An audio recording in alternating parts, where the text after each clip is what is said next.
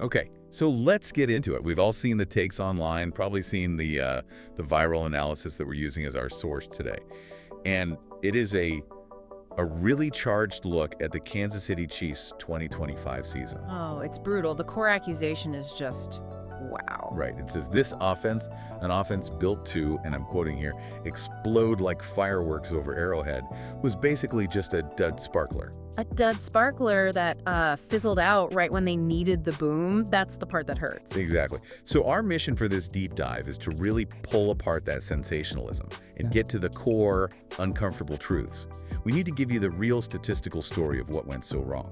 And what's so fascinating to me is just how fast it all fell apart. I mean, this team went from a perennial Super Bowl favorite to, well, a statistical black hole. And the source material just cuts right to it. It gives you the one stat that defines the whole But catastrophe. you know the one you're talking about. It's just grim. The Chiefs finished the season tied for dead last in the entire league with just 4 offensive touchdowns of 20-plus yards. 4. All year. For an Andy Reid, Patrick Mahomes-led team, that number is, I mean, it's basically impossible to even process. It really is. Their entire identity for the last, 7 years? It's been built on the deep ball, the explosive play. So to be tied for last, Yeah. that's not a bad season. That's a complete structural failure of the offense. Yeah, and the commentary around it was just as savage. The source mentioned something like, the ghost of Tyreek Hill is probably shaking his head on that frozen field. That's high drama, for sure, but it captures the shock. It captures the feeling around this whole 6-10 finish. It really does, because this is more than just a bad year. It's a huge seismic identity shift. They were out of the playoff race weeks ago. And now they're heading into a finale against the Raiders with nothing on the line but, pride. It's their first time missing the playoffs since 2014. So we have to get past the viral headlines and really dig into the numbers, the causes, and what this total lack of explosion means for a team we all thought was, an indestructible dynasty. And this is where the evidence just starts to pile up, right? That 6-10 record is the final result, but the decay was there all season. Oh, yeah. The production metrics were they were in a free fall. And their offensive coordinator, Matt Nagy, he didn't even try to spin it. In his end-of-season press conference, he basically just confessed. He did. He called it a glaring weakness and pretty much demanded everyone in the organization do better. He specifically called out the run game, too. The source quotes him saying, "The biggest thing with the run game is explosives. Scheme, player, when you call it, everything combined, it just needs to be better." That's a coordinator just putting it all out there. He's identifying the exact failure point, explosiveness, and taking the heat for it. But, the numbers back him up completely. They absolutely do. The source material is so specific here. The Chiefs finished dead last, with only 3 runs of 20-plus yards all season. Just sit with that for a second. 3. 3 explosive runs in 17 games. The teams at the top of the league, they might get that in 2 or 3 weeks. And even those 3 are kind of misleading when you look closer, aren't they? They are, because only one of them, a single run, came from an actual running back. That was Kareem Hunt's 33-yarder way back in Week 5. Week 5. So what were the other 2? A Patrick Mahomes scramble out of necessity, and an end-around to Xavier Worthy.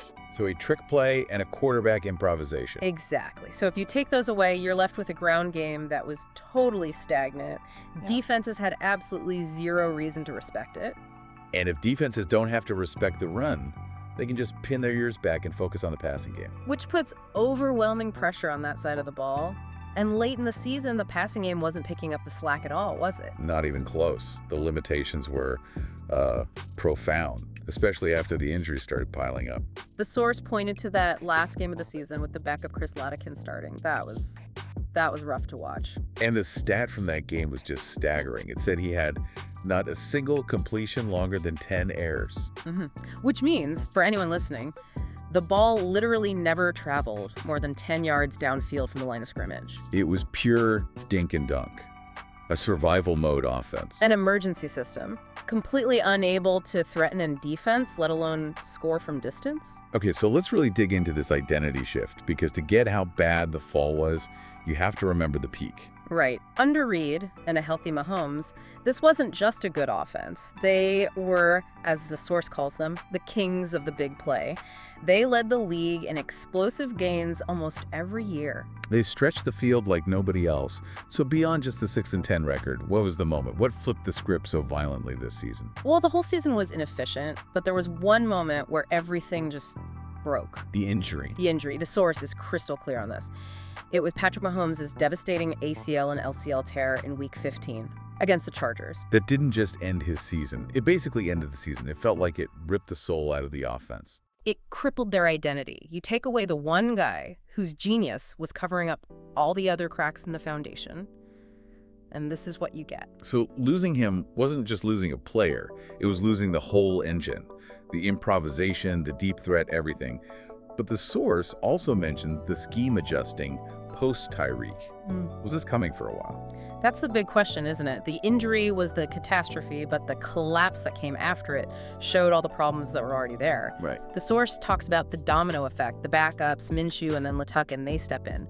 But without Mahomes' magic, his arm, his decision-making, the system just stops working. And the offensive line, which maybe was just good enough for a mobile Mahomes, suddenly couldn't protect anyone. Exactly. And that immediately exposed the receivers, who the source says were already struggling to get separation consistently. Now, if the QB isn't a magician and the line can't hold up, the receivers are basically useless downfield. And that just reinforces the dead run game because, again, why would a defense ever fear the deep ball? It becomes this brutal, self-feeding cycle of offensive failure. It really is a cycle. And the efficiency crisis is the key. Because if you just glance at the total yards for the season. Yeah, you see 5,283 total yards, and you think, okay, that's respectable, mid-pack.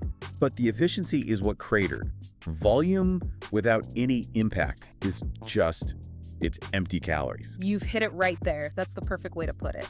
They moved the ball between the 20s, sure, but they were dead last in 20-plus yard touchdowns and explosive runs. And the running game stats really show that. A mediocre 4.2 yards per carry. They punched in 15 rushing touchdowns, but those were all just grinded out scores, right? All of them. They were scores born of attrition because they couldn't get it done from further out. They weren't the kind of scores that break an opponent's will. And the deep ball, it just vanished. And that's tied to Mahomes' numbers before he got hurt. Yeah. He still threw for over 3,500 yards in 14 games, which is wild. It shows how good he still was. But the kind of passes had changed. The source blames protection, but also those scheme adjustments post-Tyreek. Which forces you to ask that huge question about the whole organization. Can Andy Reid's system even work long-term without that one unique game-breaking speed threat? I mean, that's what we're finding out, isn't it? When the main source of explosion is removed, first by a trade and then by injury, does the whole thing just rely too much on one guy's genius? It seems like it. Historically, they were a top 5 offense every single year from 2018 to 2022. Even after the Hill trade, Mahomes' MVP season papered over a lot of cracks. It did, but the slide was already starting. You could see it dip in 2023, a little more in 2024, and then 2025 was just rock bottom. The fragility was always there, just covered by brilliance. So let's translate this for you, the listener. What did this inefficiency actually cost them? It wasn't just ugly stats, it was losing games. Yeah, games they used to win in their sleep. The source points out they scored under 20 points in a bunch of key losses. And here's the killer stat for me. They went 1-8 in one-score games. 1-8. Wow. That tells you everything, right? They just couldn't land the knockout punch. Yeah. They couldn't find that one big play to turn a close game into a win. And if you connect that to the bigger picture, the historical weight of this is just massive. Missing the playoffs now, multiple years in a row. This is the first time that's happened since before Andy Reid even got there. Sark years, yeah. The source says the vibes are echoing the tough 2012-13 seasons. That's a huge deal. That's a fundamental shift in what this organization expects of itself. And to really get the mood, the source had these sort of fictionalized quotes that feel really true to life. Yeah. Like Coach Reid after a practice just saying, "We got talent everywhere, but explosives win games. We'll fix this in the offseason." Yeah, you can just picture him saying that. That's a tired coach who knows his biggest strength just became his biggest weakness. And then you have Chris Jones, the leader on defense, basically saying, offense will get those big plays back. This year has caught a script. Which is code for, we've been carrying this team all year, waiting for the offense to show up. Totally. And then you get the fan, Tom from KC, saying, "Man, missing those bombs hurts." but Chiefs Kingdom sticks together. That's the loyalty mixed with the pain of what they've lost. It's the perfect summary. And Nagy's final comments were all about just finishing strong and hitting the reset button. The entire organization's focus has already shifted to next year. Which brings us to what the source calls a massive offseason.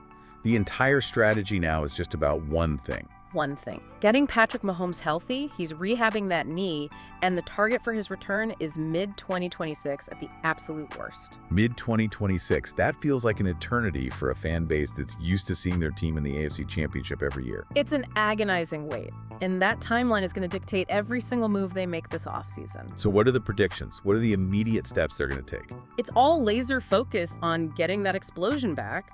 They've got a high draft pick now, thanks to the 6-10 record, so you can expect them to go after a true speed receiver or major O-line help. And in free agency. Same thing. Looking for players defined by explosives, a dynamic running back who can actually break one, a proven deep threat receiver.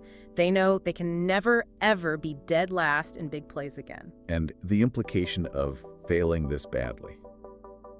It's more than just a bad season. The source calls it motivation fire. It has to be. You have to expect Reed to change things, maybe bring in some fresh blood on the coaching staff to shake up the play calling. A failure this big demands a real response. You can't just chalk it up to an injury and run it back. No, absolutely not. So they're not tearing it down. They're reloading. They're aiming to be right back in contention the second Mahomes is healthy. That's the plan. With a healthy Mahomes, Kelce potentially coming back, and Chris Jones on defense, they expect to be right back in the mix in 2026. They're seeing this awful season as a painful pause before they try to extend that three-peat window. So yeah, 2025 stung. It stung badly. It was the year the high-flying Chiefs finally ran out of gas. But you have to frame it as the fuel, the painful motivation that forces them to get better. And to give you that final bit of perspective, you have to remember who this franchise is. This is a team with so much history. Len Dawson in Super Bowl IV, Derek Thomas setting sack records, the sound of Arrowhead hitting 142 decibels. This isn't just any team. And that deep, bitter rivalry with the Raiders. This 6-10 season is a huge, glaring stain on a very proud history. It is. And, all the pop culture stuff, Mahomes' no-look passes, Kelce's records, the Taylor Swift effect, that stuff keeps you in the headlines. But the organization knows it has to get back to football first. Which leads to the final fascinating question for you to think about. How does a team that was built on high-wire creativity and quarterback magic, how do they go back to basics? How do they survive a reset this painful and still come out the other side with their identity intact? You shouldn't just see 2025 as a failure, but as this incredibly tough, necessary test that's going to define everything for them for the next 5 years.